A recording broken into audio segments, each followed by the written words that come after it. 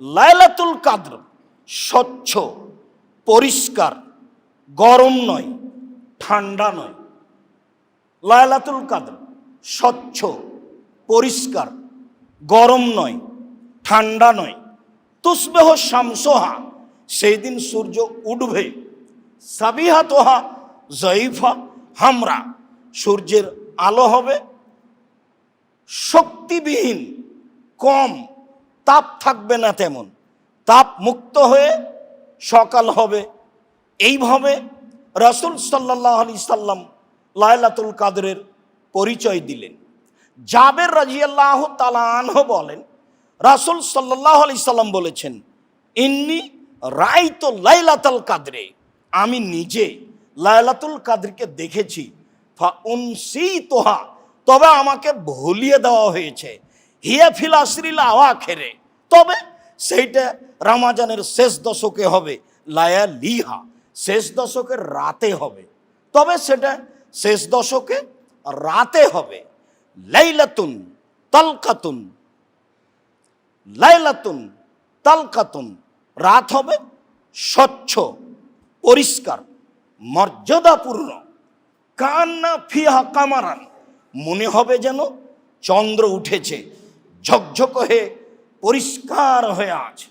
লায়াখরুজ শায়তানহা হাত্তা হাত্তা এদাও ফাজরোহা, সেই রাতে ফজর পর্যন্ত শয়তান প্রকাশ পাবে না, শয়তান তার স্বস্থান থেকে বের হবে না। রাত হবে অতীব মর্যাদাপূর্ণ, পরিষ্কার, স্বচ্ছ, মনে হবে যেন চন্দ্র উঠে আছে, উজ্জ্বল হয়ে থাকবে এবং শয়তান প্রকাশ পাবে না, এই কথা বলা হয়। আবু সাঈদ খুদরি রাদিয়াল্লাহু তাআলা আনহু বলেন, রাসূল সাল্লাল্লাহু আলাইহি সাল্লাম বলেছেন, ইন্নী রাআইতু আমি লাইলাতুল কাদর দেখেছি। ওয়াইন্নী নুসিতুহা, তবে আমাকে ভুলিয়ে দেওয়া হয়েছে, আমার মনে নাই। ওয়াইন্নাহা ফিল আশরিল আওয়াখির, তবে অবশ্যই সেটা রমজানের শেষ দশকে হবে। ইন্নী রাআইতু, আমি লাইলাতুল কাদর দেখেছি। ওয়া কান্নী আসজুদু ফি তিনিন ওয়া মাইন, আমি যেন কাদা ও পানির মধ্যে সিজদা করছি। এই পর্যন্ত আল্লাহ রাসূল বললেন, আমি লাইলাতুল কাদর দেখেছি, তবে আমাকে ভুলিয়ে দেওয়া হয়েছে, আমি যেন সিজদা করছি কাদা পানির মধ্যে। এরপরে সাহাবী বলছেন, কানা সাকফুল মসজিদ জারিদান নাখলে, সেই দিন কাবা ঘরের ছাদ ছিল খেজুর গাছের ডাল। সেই দিন কাবা ঘরের ছাদ ছিল খেজুর গাছের ডাল, মানে পানি হলে বাহিরে যা পড়ে ভিতরে তাই পড়ে, আসমানিদের ঘরের মতো, যা আপনাদের অবগতিতে আছে। বাহিরে যা পড়ে ভিতরেও তাই পড়ে। এরপরে তিনি বলছেন, মা নারা ফিস সামায়ে শায়া, সেদিন আমরা আকাশে কোনো কিছু দেখিনি।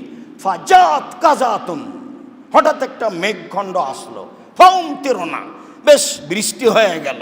ফাসাল্লা বেনান নবী সাল্লাল্লাহু আলাইহি সাল্লাম, আল্লাহ রাসূল ফজরের সালাত আমাদের নিয়ে আদায় করলেন।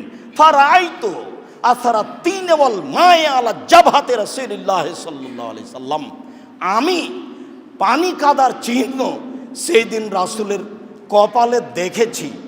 সেই দিন ছিল ফি সুবহে 21 রাতের সকাল, সেদিন ছিল 21 রমজানের সকাল। সম্মানিত দিনী ভাই বোন, সংক্ষিপ্ত লাইলাতুল কাদরের চিহ্ন বলছিলাম, তা হবে সকালটা একেবারেই আলো, সূর্য উঠবে তবে তাপবিহীন, শক্তিবিহীন। রাত থাকবে স্বচ্ছ, পরিষ্কার, মর্যাদাপূর্ণ, নিঝুম। এমনটা হতে পারে, যা মেঘ বৃষ্টির কথা বোঝা যায়। বিষয়টি বুঝে আমল করার চেষ্টা করবে ইনশাআল্লাহ। আল্লাহুম্মা সাল্লি আলাইহি আল্লাহুম্মা বারিক আলাইহি। আমরা আজকের জুমার খুতবার পুনরাবৃত্তিতে বলতে চাচ্ছি, এতেকাফ জরুরি কিছু নয়, একটি সাধারণ সুন্নাত, করতেই হবে তা কিছু নয়। কোনো মাহাল্লাতে না করলে গুনাহগার হবে, এইটা একটা কুসংস্কার, মিথ্যা কথা মাত্র। এতেকাব করা ভালো বিশেষ ইবাদতের জন্য। লাইলাতুল কাদরকে যে কোনো মূল্যে ধরার চেষ্টা করতে হবে, বেশি বেশি ইবাদত করে। আল্লাহুম্মা ইন্নাকা আফুব্বুন তুহিব্বুল আফওয়া ফা'ফু আন্নি, এই দোয়াটি পড়ার চেষ্টা করতে হবে।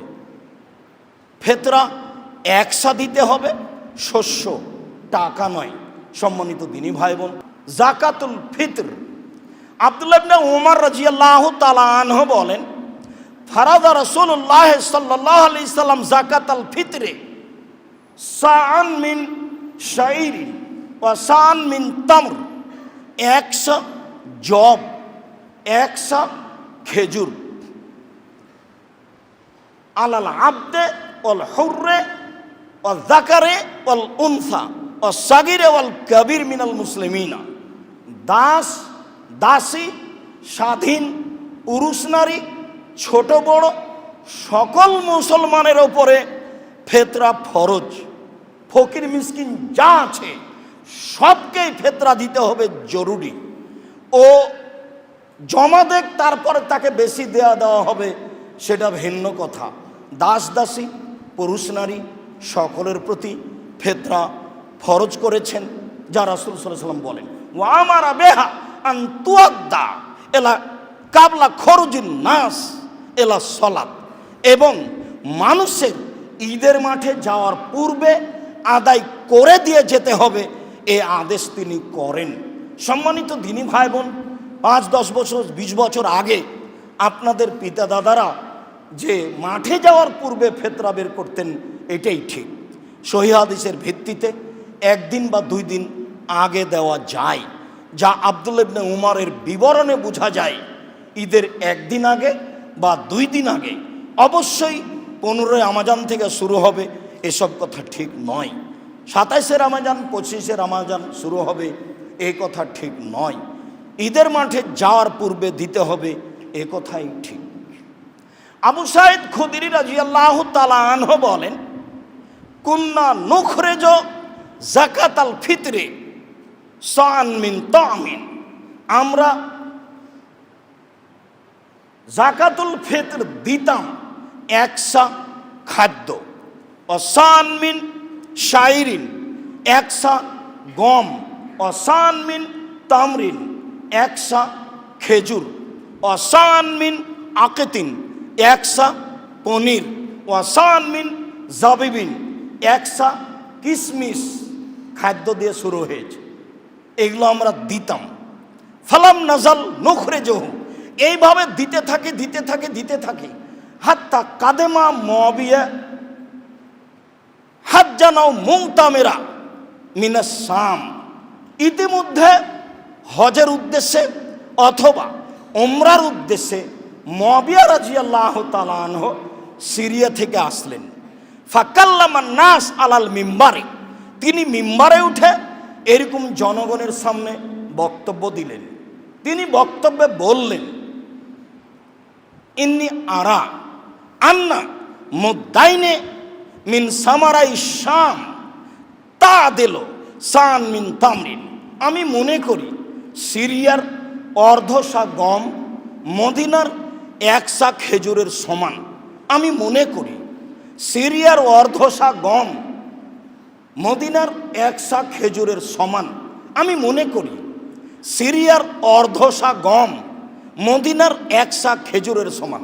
ফাখাজা নাস বেজালেকা, সেদিন থেকে মানুষ 100 বাদ দিয়ে অর্ধশা দিতে লাগলো শস্য। আবু সাঈদ খুদরি রাদিয়াল্লাহু তাআলা আনহু বলেন, তবে আমি, তবে তিনি বলছেন আমি ফালা আজালো উখরিজুহু কামা কুনতা উখরিজুহু আবাদান মা ইশত, রাসূলের যুগে আমি যেইভাবে 100 দিতাম, যতদিন হায়াতে বেঁচে থাকবো ততদিন 100 দিব।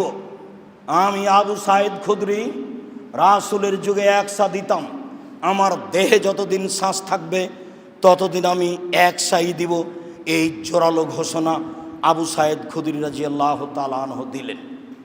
কালা রাজুলুন মিন কওমিন, জনগণের একজন দাঁড়িয়ে বলল, আওয়া মুদাইনে মিন কামহিন, কেন অর্ধশা গম চলে না? কেন অর্ধসা গম চলে না? কেন 2 মুদ গম চলে না? তিনি বললেন লা, চলে না। তিলকা কিমাত মুআবিয়া, এইটা হচ্ছে মুআবিয়ার মূল্য হিসাব, এইটা হচ্ছে মুআবিয়ার মূল্য হিসাব। লাক বালোহা, আমি মুআবিয়ার কথা গ্রহণ করি না। বলা আমালোহা, আমি তার প্রতি কখনো আমল করব না। আবু সাঈদ খুদরি রাদিয়াল্লাহু তাআলা আনহু সেদিন জোর দিয়ে ঘোষণা দিয়েছিলেন, চিরদিন রাসূলের যুগে যেভাবে ফেতরা বের করেছি সেভাবেই বের করব।